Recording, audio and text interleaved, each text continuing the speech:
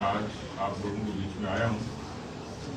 कुछ पार्टी ने कार्यक्रम तय किए थे जिसमें जो उस क्षेत्र के जो की वोटर्स हैं, जो प्रभावी मतदाता हैं, जिनके जरिए हम बहुत नीचे तक अपनी पहुंच बनाएं, साथ ही साथ आप लोगों से रूबरू हों। दूसरा, पार्टी ने इस बार एक बड़ा महत्वाकांक्षी अभियान शुरू किया। इस बार जो पार्टी का संकल्प पत्र होगा वो समग्रता लिए होगा, वो सर्वस्पर्शी भी होगी। राजस्थान के उसको यदि केंद्र माने तो लगभग भारतीय जनता पार्टी के ऐसे 8,000 के लगभग शक्ति केंद्र हैं। यानी मोटा मोटा अनुमान लगा ले तो एक बड़ा वार्ड या एक बड़ी पंचायत। ये जो हमारा संकल्प पत्र होगा, ये जनता का संकल्प पत्र होगा, जनता के द्वारा होगा और जनता के लिए होगा। बहुत ग्रास रूट पर लोगों के धरातल पर सुझाव लेंगे, जिसमें किसान, युवा, हमारी मातृशक्ति, इसमें समाज के हर तबके के लोग जो अपनी उनकी जो आकांक्षा है, ये सरकार किस तरीके से उनके एजेंडे पर काम करे, उसका भी मैं आज गंगानगर में उस आकांक्षा संकल्प पत्र के उस कार्यक्रम में शिरकत करूंगा।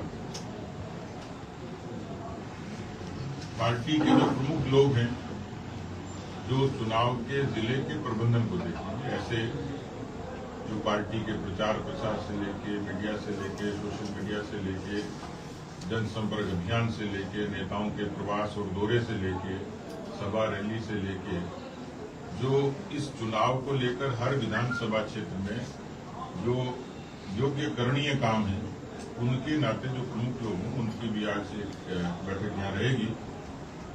हम लोग आगे तैयारी के बारे में चर्चा करेंगे और उसमें किस तरीके से आगे बढ़े उसको विचार करेंगे। एक समर्पित टीम जो जिले में पूरे चुनाव का संचालन करेगी, प्रबंधन का काम करेगी, उसको लेकर हम लोग आज चर्चा करेंगे। आज प्रेस वाले आप लोगों के संज्ञान में है कि भारतीय जनता पार्टी ने पिछले इन 5 वर्षों के दौरान सदन में भी और सदन के बाहर भी बहुत सारे ऐसे मुद्दे और मसले हैं जिनके आधार पर किसानों के मुद्दों को लेकर, नौजवानों को मुद्दों को लेकर, कानून व्यवस्था को लेकर हर फोरम पर अपनी बात को मुखर किया है। भारतीय जनता पार्टी का एक बड़ा महत्वाकांक्षी अभियान था जन आशीर्वाद यात्रा।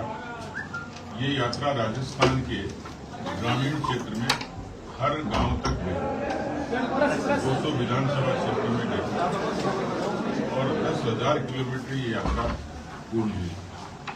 लाखों लोगों से मिले। इस यात्रा में हम लोग कार्यकर्ताओं के मनोबल के निर्माण में सक्षम हुए। उसके बाद सरकार के खिलाफ जितने मुद्दे हैं, नहीं सहेगा राजस्थान, इस तर्ज पर विधानसभा को केंद्रित करके, योग को केंद्रित करके हम लोगों ने नहीं सहेगा राजस्थान को अंजाम दिया। जो प्रमुख मुद्दे हैं, किसानों की कर्जा माफी, बेरोजगारी, भ्रष्टाचार, पेपर लीक, तुष्टीकरण, कानून व्यवस्था, ये सारे मुद्दों को समाहित करते हुए एक समग्रता लिए हुए अभियान था। उसके बाद का एक पड़ाव था जो मैं ये मानता हूं कि सत्ता बदलेगी तो उस बदलाव का एक बड़ा कारक बनेगी परिवर्तन संकल्प यात्रा। राजस्थान के 200 विधानसभा क्षेत्रों में गई।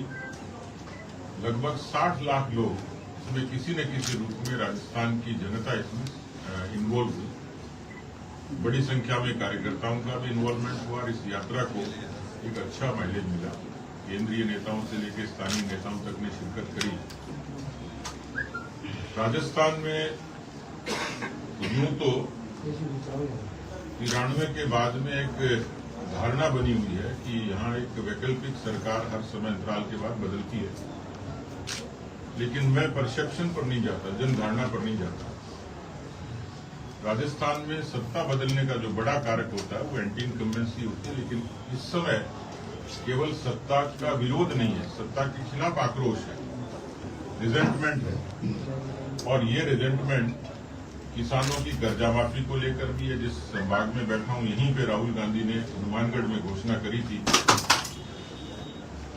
सूरज उगे न उगे, चंद्रमा छिप जाए, लेकिन 10 दिन में किसानों का कर्जा माफ करेंगे। लेकिन अफसोस की बात है कि गंगानगर के हनुमानगढ़ के ही किसानों ने आत्महत्याएं करी। मेरे ही विधानसभा के एक प्रश्न के जवाब में सरकार ने जवाब दिया कि 19,422 किसानों की जमीनें ये कुर्क हो गई। तो कुल मिलाकर राजस्थान का किसान कुछ प्रमुख मुद्दों को लेकर उद्वेलित है, लेकिन राजस्थान के सत्ता बदलने के किसी बड़े मुद्दे पर बात करें तो वो है बेरोजगारी, जो देश में सर्वाधिक है, पेपर लीक, जिसके कारण राजस्थान के अधिकांश बच्चों के मन में एक विषाद है। 1.25 करोड़ के लगभग एक रफ आंकड़ा है, उसमें ओवरलैपिंग हो सकती है, लेकिन ये माने कि 1 करोड़ बच्चों ने भी परीक्षा दी है। उसमें नौकरियों का आंकड़ा सरकार का 76,000 है। बेरोजगारी जो भत्ता था 30 लाख तक देना था, 1,65,000 तक सीमित हो गया। 19 बार पेपर लीक होना, इसने नौजवानों के सपने तोड़े। तो इस सत्ता बदलाव का जो सबसे बड़ा उद्वेलन होगा ईवीएम पर, वो राजस्थान के नौजवानों का।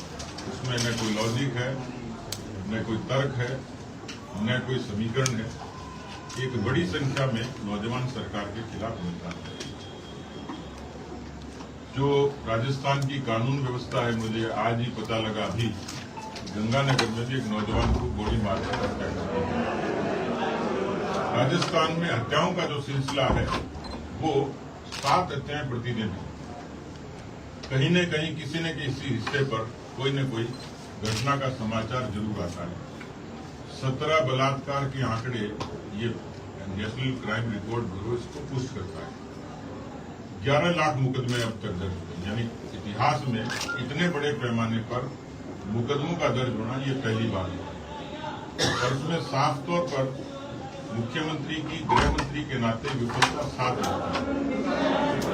इसलिए कानून व्यवस्था ये सत्ता बदलाव के लिए जनता के आक्रोश का तीसरा बड़ा कारण बनेगा।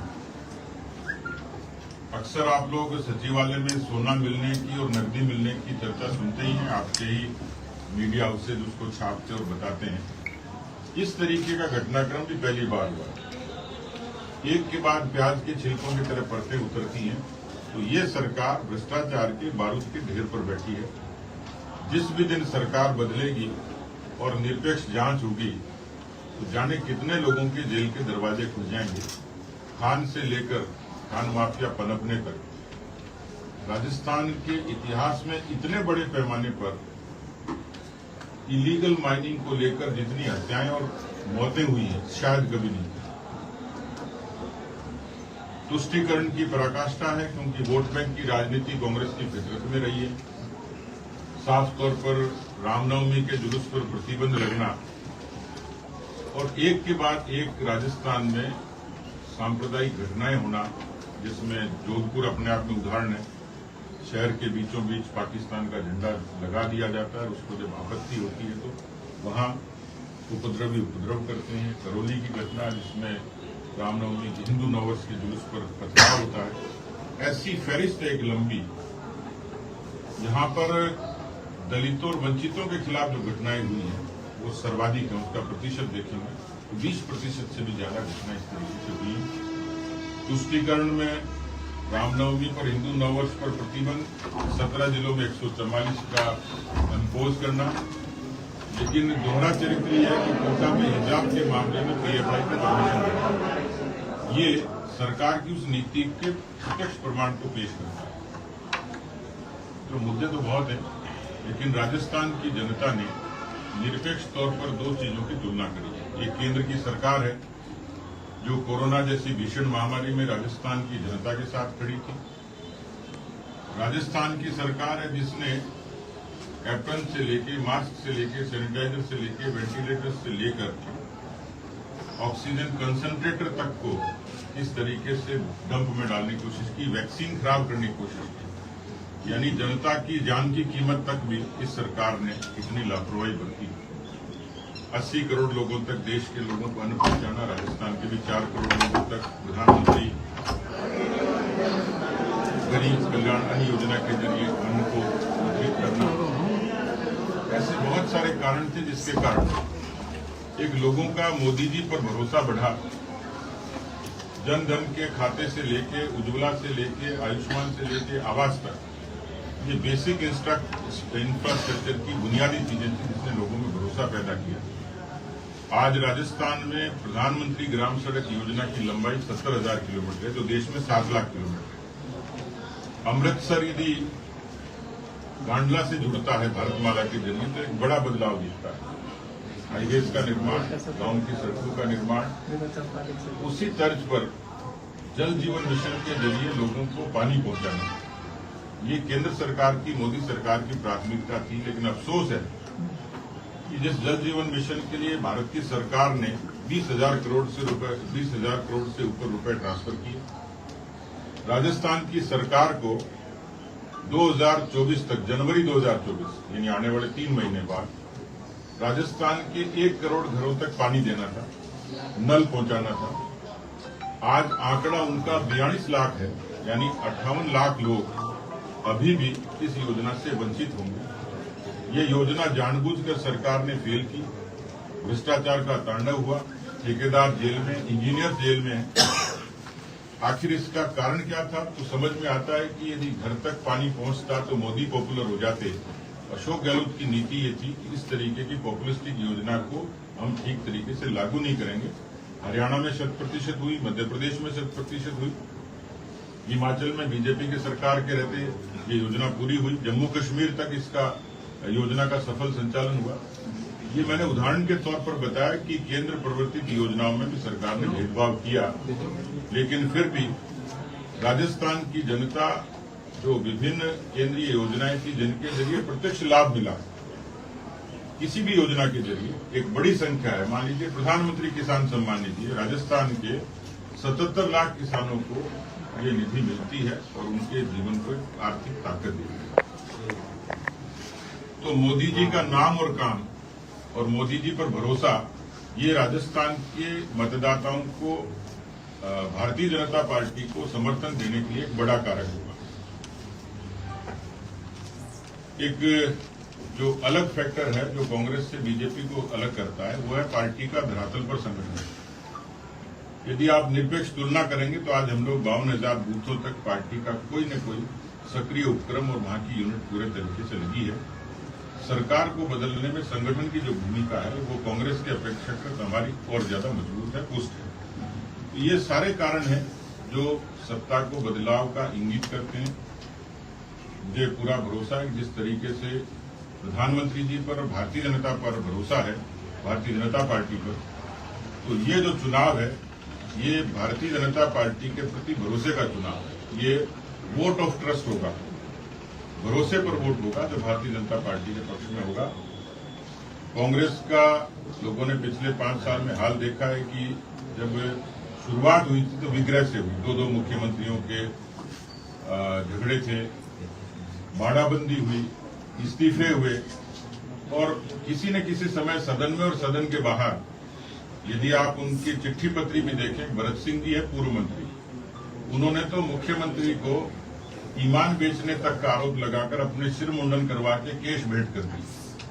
ऐसे जाने कितने उदाहरण हुए। कभी दिव्या मदेरना पानी को लेकर, अस्पताल की समस्याओं को लेकर सरकार के खिलाफ धरने पर बैठती है, कभी अशोक चांदना बिजली को लेकर बैठते हैं। कुल मिलाकर एक लंबी फहरिस्त है जिसमें कांग्रेस का विग्रह साफ तौर पर नजर आता है। लेकिन इसका नुकसान राजस्थान की गवर्नेंस को हुआ, राजस्थान के जनमानस को हुआ। कानून का शासन कमजोर होने से राजस्थान के अर्थतंत्र पर भी फर्क पड़ा। आज राजस्थान पर 6 लाख करोड़ का कर्जा, यानी राजस्थान एक तरीके से आर्थिक अनुशासनहीनता और आर्थिक दिवालियेपन की तरफ है। तो मुझे लगता है कि एक ऐसी सरकार जिसने 5 साल विग्रह में बिताए, जनता के साथ न्याय नहीं किया, उसको राजस्थान की जनता, कुछ उसने सदन पे रिएक्ट किया, कुछ सड़कों पर किया, और अब जो आखिरी रिएक्शन होगी वो ईवीएम पर होगी। इसलिए मुझे पूरा भरोसा है कि बीजेपी की इस बार की सरकार अच्छे बहुमत से होगी। हमारा दृष्टिकोण साफ है कि हम लोग भैरव सिंह शेखावत जी से लेकर वसुंधरा जी तक ऐसे नवाचार भी हुए और ऐसे लोक कल्याण की योजनाएं थी जिनके जरिए राजस्थान में एक अच्छा शासन दिया। और इसको तुलना करेंगे तो मैं अपनी बात को खत्म करने से पहले, कांग्रेस जब सत्ता से बाहर होती है उनकी सीटें आती हैं, जो मैंडेट आता है वो 90 का 95 का। बीजेपी का मैंडेट आता है 120 और 163। वो जब सत्ता से बाहर होती है तो उनकी सीटें आती है 56 56। वो जब सत्ता से बाहर होती है उनकी सीटें आती है 21। यानी एंटी इनकम्बेंसी भी यदि किसी सरकार के खिलाफ सबसे ज्यादा प्रबल होती है तो कांग्रेस के खिलाफ होती है। हम लोगों ने तय किया है कि आने वाले समय में किसानों के लिए, नौजवानों के लिए, महिलाओं के लिए और राजस्थान की आर्थिक व्यवस्था को, अर्थतंत्र को मजबूत करने के लिए पर्यटन से लेकर, खेती से लेकर, पशुपालन से लेकर, लघु उद्योगों से लेकर तमाम इन सारे उपक्रमों में हम लोग राजस्थान को ये कोशिश करेंगे कि डबल इंजन की सरकार, ये मोदी सरकार के साथ मिलकर राजस्थान के विकास को और ज्यादा गति दे और वो संकल्प पत्र जो होगा उसी में से छनकर